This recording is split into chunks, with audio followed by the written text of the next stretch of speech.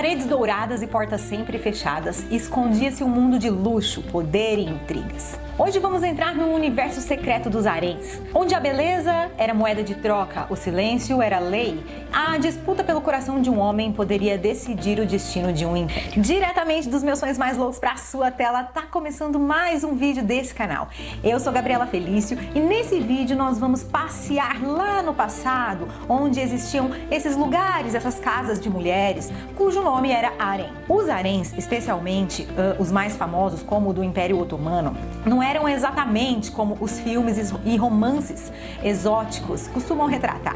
Eles eram complexas instituições domésticas, políticas e sociais, com regras rígidas e funções bem definidas. E antes da gente se aprofundar nesse assunto que é muito interessante, se você não é inscrito no canal, já se inscreva, curta esse vídeo, compartilha com pessoas que você sabe que tem esse interesse e vem comigo. Mas antes também quero dizer que eu desenvolvi essas canecas, que são super legais, com a logo aqui do canal. Todas elas têm uma frase bem legal, tem a frase "uma dose de arsênio, por favor", "dê flores aos vivos", e essa daqui é "na dúvida, se faça de doido". Todas frases bem coisas de Gabriela. Se você quiser fortalecer o meu trabalho, é só comprar uma caneca dessa, a gente tá com valor promocional de R$25 cada uma e tem o link na descrição desse vídeo onde você pode adquirir e me ajudar. E vamos voltar para a nossa história. A palavra harém vem do árabe e significa proibido ou sagrado, haram. Ou seja, um espaço privado, reservado às mulheres. No mundo islâmico, não se restringia aos palácios. Qualquer lar com segregação de gênero podia ter um harém, mesmo que muito pequeno. No contexto imperial, como no Topkapi em Istambul, o harém era uma ala inteira de um palácio com uma estrutura própria, guardas e hierarquia interna. Viviam lá as esposas oficiais dos governantes. Esses casamentos eram estratégicos, muitas vezes com princesas estrangeiras. Tinham também as concubinas, que eram as mulheres não casadas, mas que tinham relações íntimas com o soberano e podiam gerar filhos legítimos. Viviam também as filhas e irmãs do governante, servas e escravas, muitas vezes trazidas de diferentes partes do mundo. Quem guardava e cuidava ali dessas mulheres eram os eunucos, os homens que eram castrados e serviam como guardas e administradores. Esses eunucos, esses homens, eles eram castrados ainda crianças e eles já vinham sendo preparados para essa vida de guardiões dos haréns.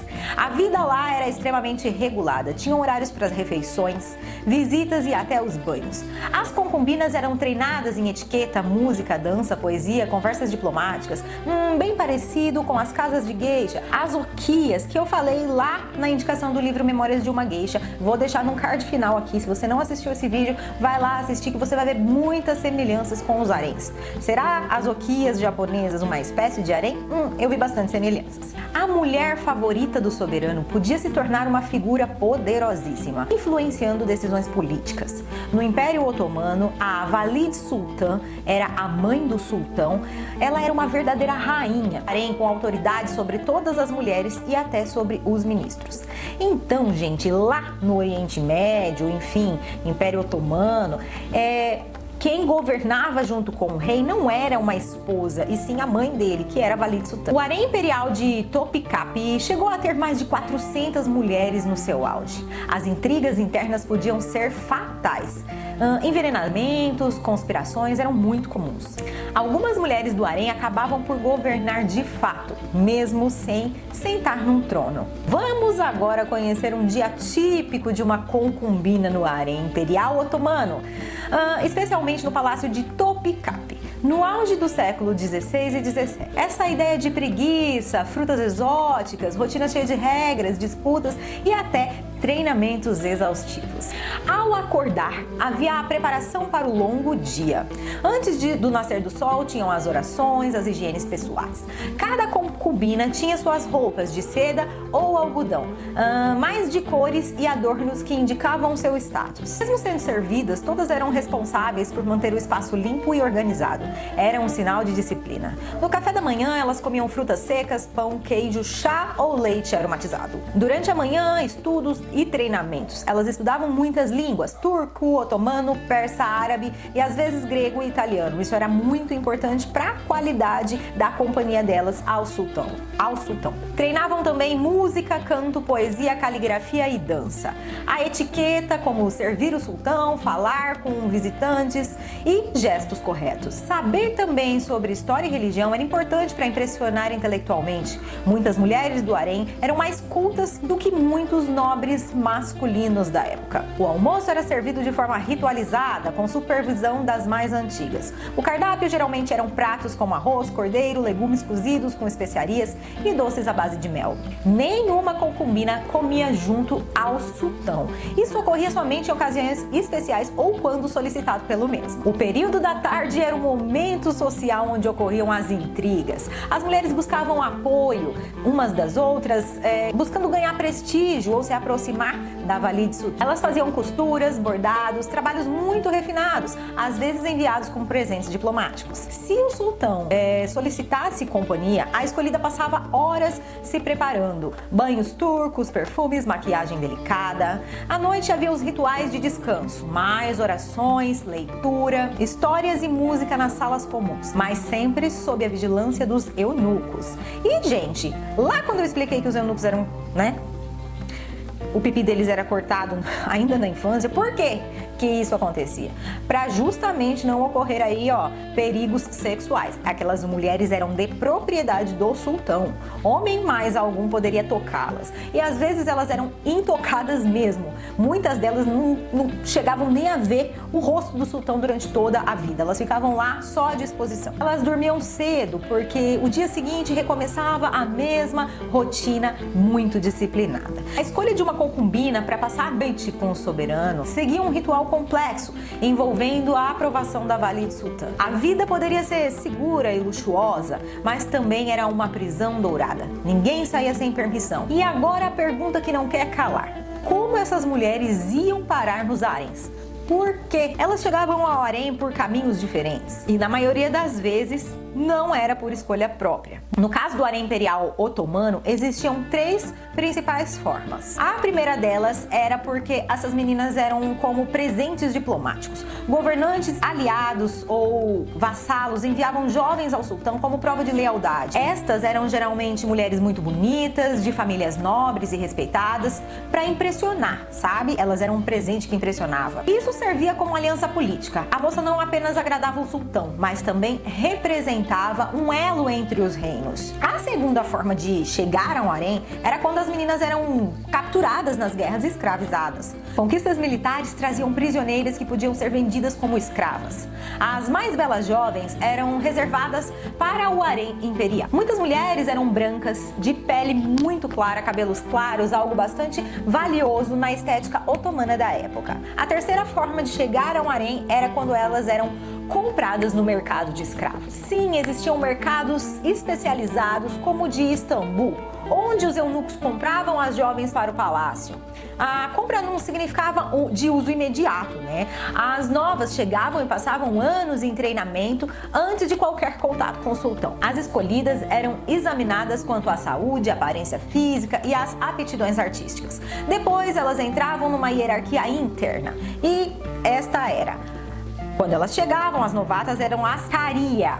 Elas não tinham contato nenhum com o soberano e entravam ali num formato de treinamento. Depois elas passaram a gedikli, as mais experientes com quartos próprios. Depois disso, elas eram iqbal, as favoritas do sultão. Isso não era para qualquer uma ou outra que conseguia. Era tipo uma pirâmide, sabe? Então, as primeiras estavam lá na base, depois iam diminuindo a quantidade até chegar no topo, que era a valide sultã. Então a Iqbal era a favorita do sultão, depois tinha a Kadin, que era a esposa oficial, depois tinha a Hazek Sultan, que era o título máximo, tinha esse nome e tinha também o nome de valide sultã. Como eu já estou citando aqui, valide sultã, a gente continua com esse termo, beleza? Para Paradoxalmente, algumas famílias enviavam voluntariamente as filhas ao harém, pois a moça poderia se tornar a favorita e trazer muito prestígio e riqueza para todos da família. Uma mulher que não agradasse o sultão ainda podia ter uma vida confortável. Muitas se casavam com altos oficiais, ganhando dotes generosos. E aí eu separei aqui para você 3 mulheres que passaram pelo harém do Império Otomano e eu vou contar essas histórias aqui para vocês. As 3 entraram lá, capturadas e escravizadas e chegaram ao topo, ao nível de Valide Sultan, e olha só quem são elas. A primeira é Roxelana. Ela foi de escrava a imperatriz. Nascida na atual Ucrânia, ela foi capturada por tártaros e vendida como escrava em Istambul. Ela entrou no harém de Sultão Solimão, o Magnífico, como simples concubina, mas ela foi inteligente e persuasiva, conquistou o coração do sultão a ponto de quebrar uma tradição. Ele casou oficialmente com ela, algo raríssimo naquela dinastia. Tornou-se Valide Sultan, influenciando a política externa, realizando obras políticas e até a sucessão do trono. Historiadores dizem que ela articulou intrigas para eliminar rivais, inclusive o herdeiro mais velho do sultão. A sua vida virou até série de novela na Turquia. A segunda mulher maravilhosa dentro ali da cultura dela é a Hossein Sultan, a mãe de sultões. Ela era grega e também foi escravizada e enviada ao harém do sultão Hamed I. Lá ela ganhou prestígio pela inteligência e habilidade política. Após a morte do marido, ela governou como regente durante a minoridade dos 2 filhos e de um neto, controlando o império por quase 30 anos. Rica e tímida, fez e desfez vizires. Vizires eram ali os primeiros ministros. Negociou com potências estrangeiras e distribuiu favores políticos. Morreu assassinada no palácio, estrangulada a mando da nora, Turhan Sultan, numa disputa pelo poder. Eles estrangulavam as pessoas e não cortavam as cabeças como na Inglaterra, porque dentro ali da cultura e religiosidade deles não se podia derramar sangue nobre. Terceira mulher aqui que eu separei para você é a Safi Sultan. Ela é uma estrangeira fria vinda da Albânia. Ela foi capturada ainda jovem e era a favorita do sultão Murad III e mãe do sultão Mehmed III. Durante seu tempo como Valide Sultan, ela controlava rigidamente o acesso ao filho e governava quase como primeira-ministra. Manteve correspondência diplomática com a rainha Elizabeth I na Inglaterra, trocando presentes e selando acordos. Transformaram um cativeiro dourado em uma plataforma de poder imperial. Com o avanço do século XIX e a modernização dos impérios, os haréns começaram a desaparecer. O último grande harém otomano foi dissolvido no início do século XX, levando consigo séculos de segredos e histórias jamais contadas. A crueldade que habitavam essas mulheres era fruto dos seus fortes traumas, mas não podemos deixar de reconhecer que elas foram grandes e importantes mulheres que galgaram espaço e poder dentro da sociedade e da cultura que elas foram criadas. Eu espero que você tenha gostado desse vídeo, deixa seu like, se inscreva no canal e tchau!